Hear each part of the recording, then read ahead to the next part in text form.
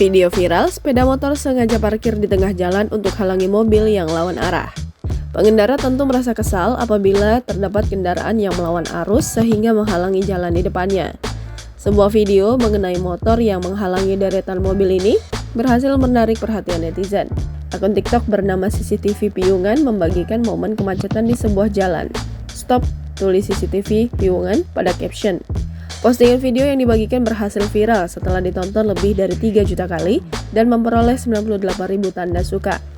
Dalam video terlihat mobil MPV putih yang berhenti dan tak bisa melaju ke depan. Mobil tersebut pun ternyata dihalangi oleh sebuah motor bebek yang sengaja parkir di tengah jalan.